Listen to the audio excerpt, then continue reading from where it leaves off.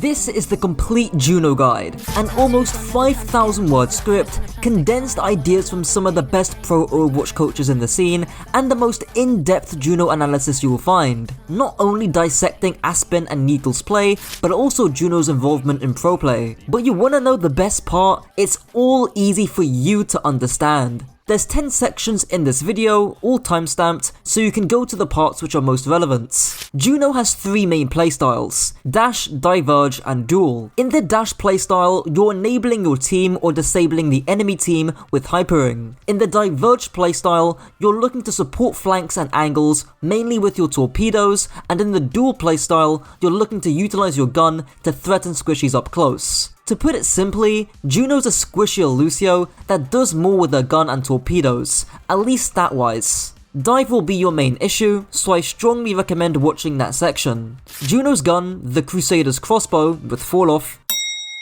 makes Juno shoot a burst fire weapon that both heals and damages. The damage and healing numbers are slightly different. If you hit every shot on Juno, she will heal for 95 healing per second, which, by the way, is the highest out of any support in the game, including Ana.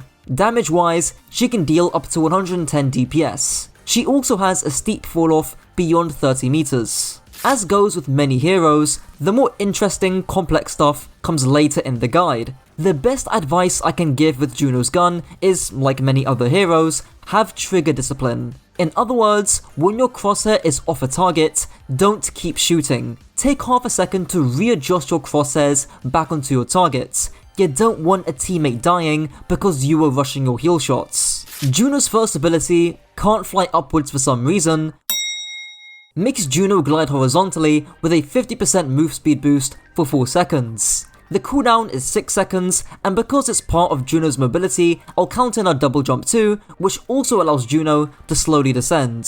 I'm sure many of you already know this, but you can rub your body against bits of the map geometry, specifically against walls that have a slight slant or a little bit of texture, in order to climb them. Karq talked about this a month ago, and it's gonna be very important to get to certain high grounds. Some examples would be this one on Colosseo, and the entirety of King's Row 3rd Point. It's worth noting that sometimes you don't need to waste your glide to get to these high grounds. You can just use your double jump, which takes a bit longer, but you keep your glides. This nicely leads me on to the next bit of advice, which is to keep your glide boosters as a get out of jail free card.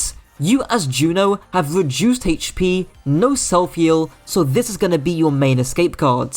This is a similar bit of advice that I give to Power Slide on Sojourn or Flight on Echo. This doesn't mean that you can't use your gliders aggressively, but that when you do use them aggressively, you're syncing up your aggression with the rest of your team. If your Winston or Ball is diving, using gliders aggressively is fine, because all the enemies are going to be looking at your tank and not you. This leads me on to the last main aspect with your gliders, which are mid-fight rotations. It's an idea so important I've already made a dedicated video to the concept, but in short, you just want to be looking to move to different positions as the fight progresses. Mid-fight rotations can either be defensive or aggressive. This will be mentioned in section 8a, but defensive rotations often involve gliding back to high grounds. It's super important against dive heroes because Sombra and Tracer don't have any verticality, and you as Juno especially struggle against those flankers. Here's an example I drew up for a Sojourn player on Trombani, but obviously it still applies to Juno. The difference between sliding to here and sliding to here makes is life or death, really. And to see you just not go to the high ground there, like it's so important. Yeah, could have so easily, yeah.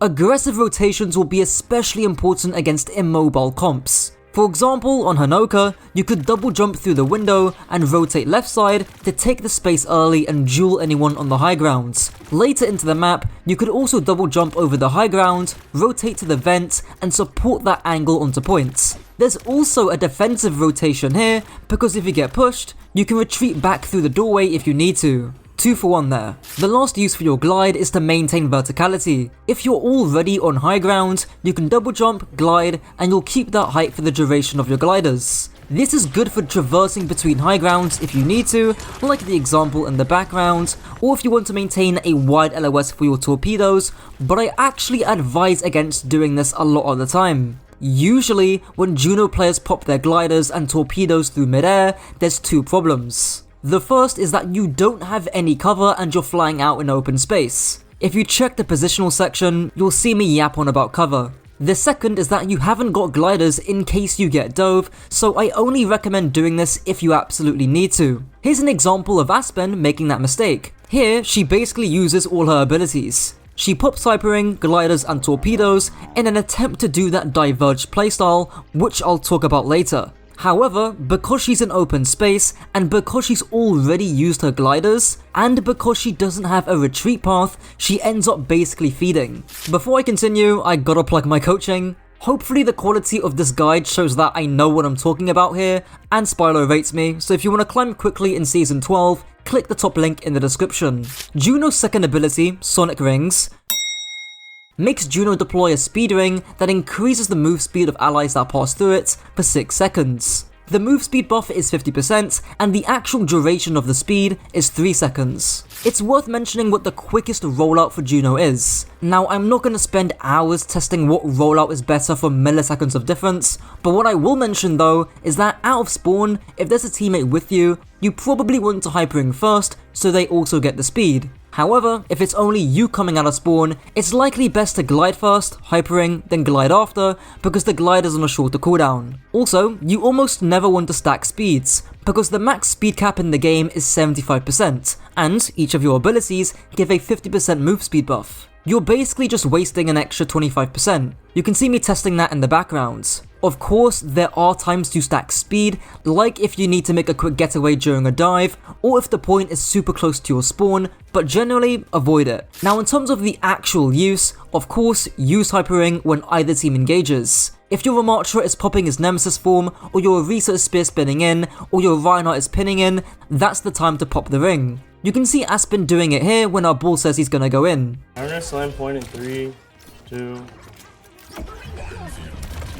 That was crazy. Ash is low. Ash gonna. Got her. Conversely, there's also using Hypering for disengagements. I used this example in my recent tab video, but here the enemy team popped both Kitsune Rush and Excavates. Me, as the Reinhardt, I don't want to fight that. I want to disengage those set of ultimates. So, my Juno pops her Hypering behind me, and I zoom all the way back in safety. There's also times where you selfishly want to use the Hypering, or to even stack it with your gliders. This will mostly come from when you're being dove, as mentioned earlier, or if you're trying to quickly rotate to a different angle. Especially if you're playing Juno in a more split comp, using Hypering more selfishly, or just on one teammate, is likely how you're gonna get use out of the ability. Here's Aspen stacking both her ring and gliders for max move speed to escape the tracer. And lastly, I want to talk about what I call corner rings, where you fire the Hypering at a corner to decrease the deploy range. Now, why might you do this? Well, take this example here. Say I want to rotate to the high ground on Colosseo to duel the soldier.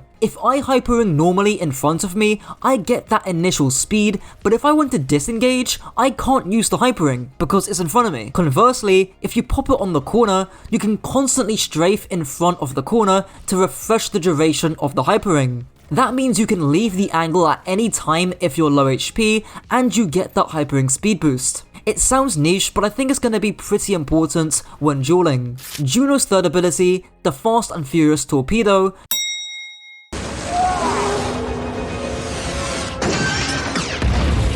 makes Juno fire homing projectiles to both teammates and allies, dealing 85 damage to enemies and 85 healing to teammates, with 50 healing over 2.5 seconds. The maximum targeting distance is 40 meters. It's worth noting that the time lock-on is longer the further you are away. That actually leads me on to the first tip, which is Lockon Patience. Because enemies will be at various distances from each other, they're obviously going to take different times to lock on. Don't just fire the torpedoes the very second you get one lock-on. Just take half a second or so to get the max amount of lock-ons. Of course, there's gonna be exceptions. If a target desperately needs healing, or you need to desperately finish off a target, then by all means, pop your torpedoes the second they lock on.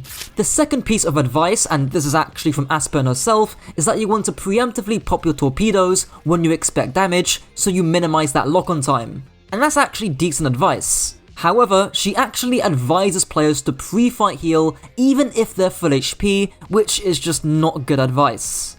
So I think it's not bad to like pre-fight heal. Even if people are full HP, they're gonna get dove and take damage. So the torpedoes heal over time. Hey, there's a tip.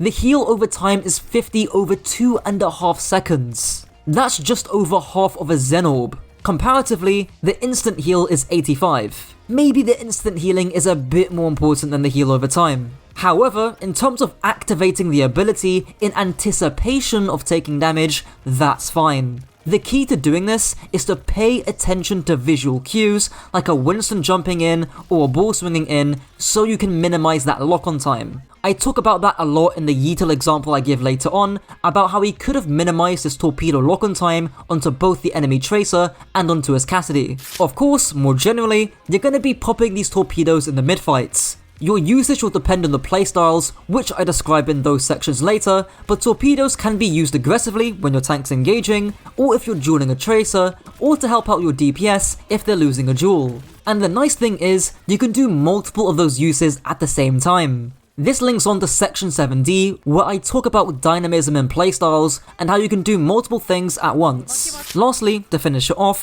one of the most important things with your torpedoes is to have a wide LOS or line of sight, both onto your team and onto the enemy team as well. Here's some visual examples. The high ground on King's Row, which you'll see people like Aspen use constantly, the high ground on Esperanza, or even the high ground on Roots, which I'll go more into depth on in section 8AV. Juno's ultimate, the GTA 6 Orbital Cannon, makes Juno fire down a ray from space that travels forward, dealing 100 healing per second, granting a 35% damage boost with a 10-second duration. It also has a lingering effect of 1 second after you leave the radius. Just something to note, your ultimate actually does travel through walls, which is niche admittedly, but especially in tense recontests, it can come in clutch, as you can see in the background example by Yeetle. I think one of the admittedly obvious uses of Juno's ult is to use it to take space at the beginning of a fight, similar to a Kitsune Rush or a BAP window. The only important thing to mention is that when you zone the space, you actually need to walk and take it, but considering Juno's ultimate moves, unlike BAP's or Kiriko's, that encourages you to actually take the space you zone. However, that can actually be detrimental at times, which I'll explain in the last two subsections. There's of course mid-fight usage of your ultimate to help swing fights or repush. The best example I can give of this was from that Shambali game again, when my team kited back from the Excavate and Kitsune, then we pushed back in with the Orbital Ray. It's pretty potent in these push and pulls because you're actually pushing with the Ray. I do want to quickly touch on map geometry here, because these can give you good signs of when to ult. Not just areas that are long and narrow, but also areas where there's few flanks, or where the flanks are hard to use. Otherwise, you're just gonna get shot from two different angles. The end of Midtown second point attack, King's Row second point attack through the choke, and of course that Shambali example and first point defense would be some good examples. This actually leads me on to another point, which is to utilize the linger effect of the ultimates. The issue with ulting down main is that if the enemy team are clever, they can split off the different high grounds and pincer you from above. This is less so a tip designated to you, but your team. If they see a flanker that needs to be cleared while you Juno ult, they need to be cleared. For example, on Shambali third point attack, if your Juno ults down main, you can temporarily stay in the effect, then split off to the left side and clear the flank. It's similar to how if your Baptiste windows from main, that doesn't mean you need to stand behind the window to get value out of it. Control the space that you're allowed to control thanks to the window. Also, because Juno ult moves, that doesn't always mean you should move with it. If you Juno ult to take space and the enemy team respond with one or more ultimates, you should probably head to cover as fast as you can. It's the sunk cost fallacy. You want to get the most out of your Juno ult by staying in it for the full duration. But if you pop Juno ult and the enemy team immediately press 1, 2 or even 3 ultimates into it, you should strongly consider leaving the Juno ult and kiting back. The last thing to mention is absorbing dives with Juno ult. In other words, I've seen a lot of Junos who pop their ultimate when being dove and they die immediately. Listen, most of the time, you're gonna be using both of your mobility cooldowns to escape the dive. Sustain is not the name of the game here. And I'm sorry to break it to you, but you're gonna need a lot more than 100 healing a second to absorb any fairly competent dive. I'll talk about how to use your Orbital Ray against dive comps more in that section. Now into the positioning section, and if you're familiar with my other guides, you'll know about the 4 rules that I always use, taken from an ex-contenders coach. The first is cover. Pretty obvious, but cover allows you to stop taking damage at any moment in time. The second is line of sight, both to your teammates and onto the enemy team. We'll get onto it when I talk about Juno into dive, but having LOS onto enemy flankers is super important to prevent them from diving. The third principle is distance. More specifically, distance from flankers. Again, this gives you time to react to a dive and land your cooldowns in response. The last part is rotations. I already talked about rotations in the glide section, but in short, these are paths that you can take to get more aggressive value, or they can be defensive escape paths. Now into the playstyle section, and similar to Lucio, there's 3 main playstyles with Juno that I've all abbreviated under the letter D, so it's easier to remember. The first is the dash playstyle. This is pretty similar to the run it playstyle in my Lucio guide, and it centers around your hypering. You're either dashing you and your team in, or out of a fight. It's not that complicated, to be honest. Again, I've brought up this example a billion times, but that hypering on Shambani is a good example. The next playstyle is the Diverge playstyle, where you do exactly what it says on the tin. You diverge away from the main fight to support your flankers and even go on flanks yourself, using your torpedoes and gun here predominantly. Whether she knows it or not, Aspen herself does this playstyle a bunch, which you're seeing in the background. Flying to different angles, torpedoing both her team and the enemy team. The key thing is that if you're gonna pop both your gliders and torpedoes aggressively, you need to use those 4 positional rules mentioned earlier. You don't want a repeat of that Aspen example, where she's got no cover and no retreat path. The last playstyle here is the duel. Now, you aren't the best duelist in the world, but likewise to Brig, this is more so about threatening enemy DPS and enemy flankers instead of outright killing them. For example, here, Aspen does that Diverge playstyle mentioned beforehand. However, if you look a few seconds back, a Tracer is on high ground. I think it would have been nice for Aspen to actually double jump and duel the Tracer, and going a step further, you can do both the duel and Diverge playstyles by locking your torpedoes on both the Tracer and on the other players. This leads me nicely onto the last bit of the playstyle section, which is Dynamism. The best Juno players will know how to do multiple playstyles at once, and when to switch between each playstyle as a fight progresses. That is the skill curve of Juno, alongside hitting your shots of course. That Aspen example, where she could have dueled the Tracer while diverging her value to the rest of the team fight, is a great case to look at. Moving on to the composition section, and because I know a lot of Juno players struggle against dive, that's what we're going to start with. The good news is that playing against dive as Juno is simple. It's just mainly 3 steps in what I call the SPAR framework: scout, prevent, absorb, and rotate. To simplify things, I'm skipping the scout stage. The bad news is that just because it's simple doesn't mean it's easy,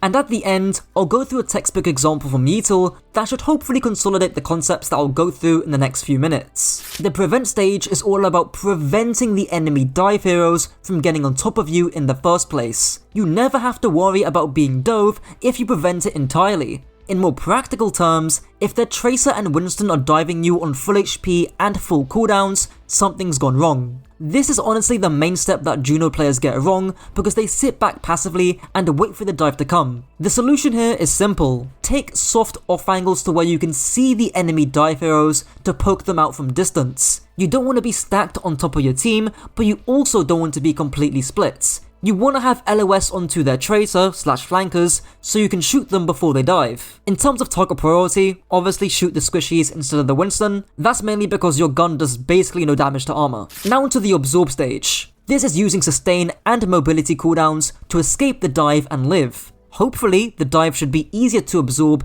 if you followed the last stage. This is fairly simple for Juno. You hyper-ring you and your team behind, you pop your glide boosters, and you pop your torpedoes to clear out the flankers. Positionally though, this is where section 6 comes into play. You want line of sight onto the flankers to be able to get your torpedoes off quickly onto that Tracer. You want distance to make it more laborious for the enemy dive heroes to reach you, and you need a retreat path or defensive rotation, ideally to high grounds. I already talked about rotating to high ground with your glide boosters earlier, and this is where it becomes super important. Now to the last stage, and while this is the simplest, this is also the stage that people forget to do. Once you've absorbed the dive, you need to push back up and keep those dive heroes on the back foot.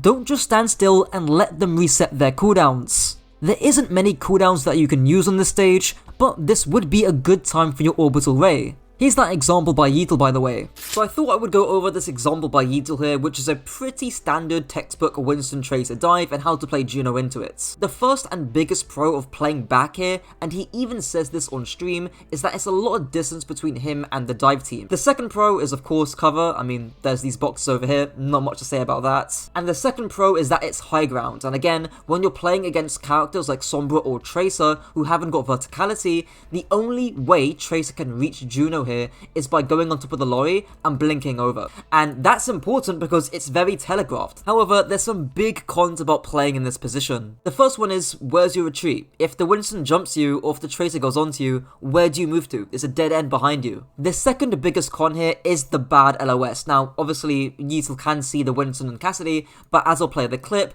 you can't actually see the Tracer. And LOS is super important for two reasons. The first reason is for the prevention stage, right? If you can't see the enemy Tracer, you can't prevent her. The second reason is absorption. If you can't see the enemy team, you can't land your torpedoes to flush out the enemy Tracer, and if you can't see your own team, you can't get your torpedoes on your Cassidy. Pay attention to where the Tracer goes to, right? So he's shooting the Winston, healing his Cassidy, this is all fine so far, but where's the Tracer, right? Only now does he see the Tracer, right? But just 5 seconds ago, if Yeetle's just stood right over here, if his Cassidy just stood right over here, Yeetle has LOS on top of the Tracer, and he's got LOS to his Cassidy, right? That means he can prevent the Tracer with his minigun, and he can also get torpedoes on top of the Tracer earlier. Look at what happens here, right? He's unable to get the torpedoes on top of the Tracer, right?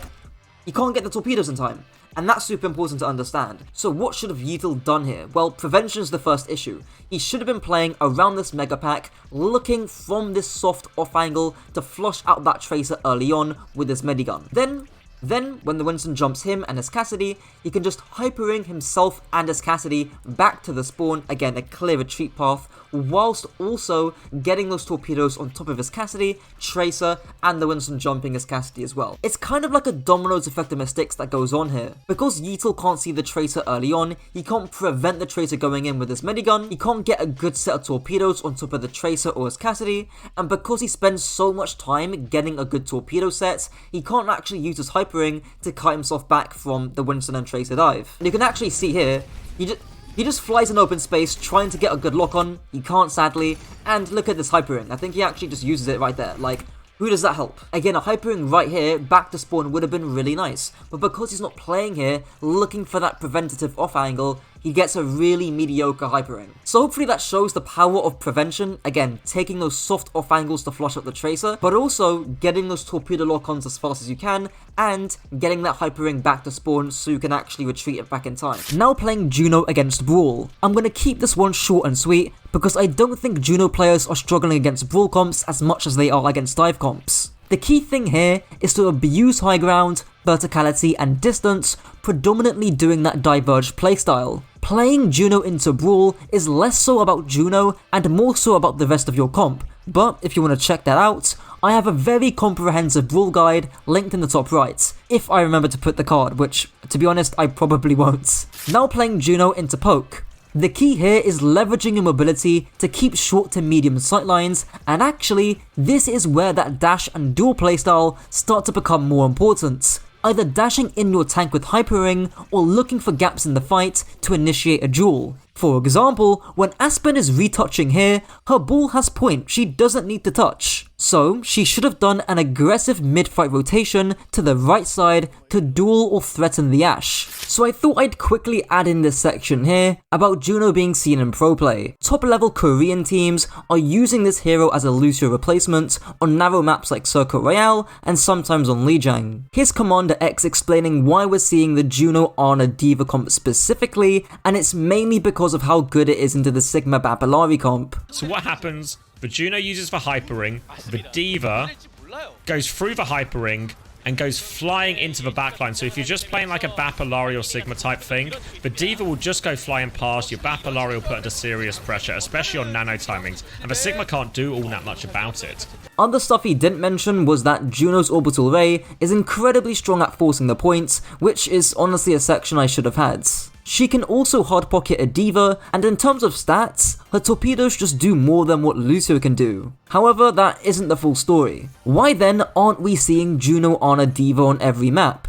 Why specifically Circuit Royale? Well, that's mainly because of Dive. More specifically, Tracer and Lucio Kiriko. On a map like Circuit Royale, there's just no flanks for Tracer to use, and more so, she's got no verticality, which is why when we do see flankers on Circuit Royale, they tend to be Genji or Echo. And for reference, Juno is pretty hard to play into Tracer. Secondly, it's all good and well having that Hyper Ring plus that D.Va Nano boost when you're playing into a Illari, but if you change that backline to a Lucio Kiriko, they can just outmaneuver the D.Va. And the Lucio Kiriko love open, flanky maps that have short to medium sightlines, which unfortunately is not Circuit Royale. To clarify, this is just explaining why we're seeing Juno Ana D.Va specifically. This doesn't rule out Juno Kiriko being played or any other combination. However, I hope this gives you more insight onto her strengths and weaknesses. Back to the rest of the video. Now onto the support synergy section, starting off with Juno Ana. Honestly, how you'll play with this duo depends on the other 8 heroes. If you're playing into Dive,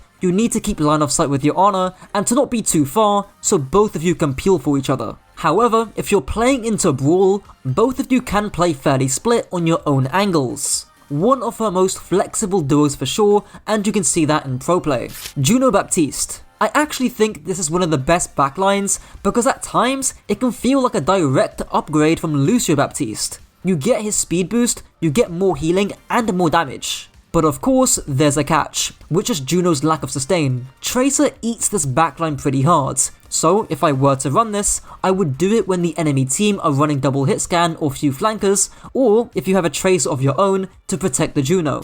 Juno Brig. Actually don't think this is too bad. It reminds me of Kiriko Brig, but you get that speed boost. The issue here is the lack of sustain utility like a Lamp, Nade, Suzu or Grip that another flex support could bring. Juno Illari. This isn't as bad as Lucio Illari, but both heroes kinda want to be doing opposite things.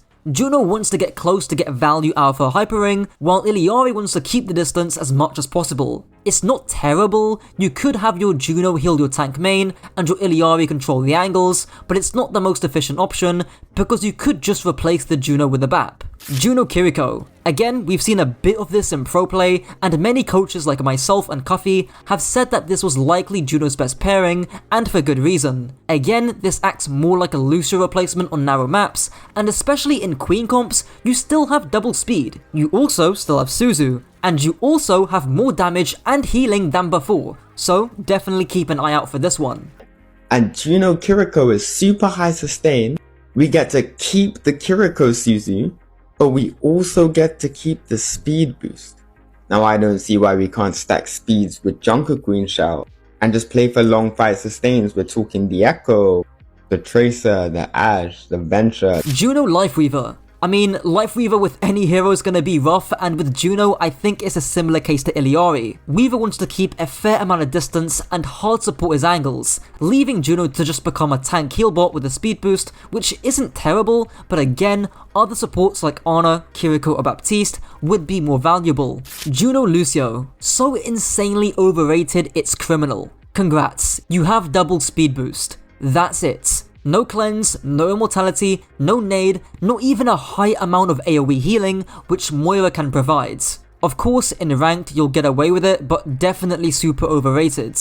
Juno Mercy. I think the general sentiment is that this duo is very mediocre, and judging by how well this tweet performed, I'm not shocked. Like, this isn't awful or unplayable, it's just that there's so many other supports that you could be playing with Mercy. Juno is basically a squishy heal bot on this comp, with no utility barring her speed boost. Juno Moira. To keep it short and sweet, I think this is just a worse version of Juno Kiriko. And it has nothing to do with Juno, just that Moira is worse than Kiriko in almost every way. I could maybe see this working as some incredibly chaotic split comp where everybody is a duelist in some way, but just play Moira Kiriko if you're gonna do that anyways. Juno Zen. Super squishy backline where most of the time they're gonna have to be puppy guarding your Zen. If there's no flankers on the enemy team, I don't think this could be too bad, but the second the enemy team swap onto Sombra and Tracer, you might be cooked. Now onto Juno's best maps. This was heavily alluded to in the pro play section,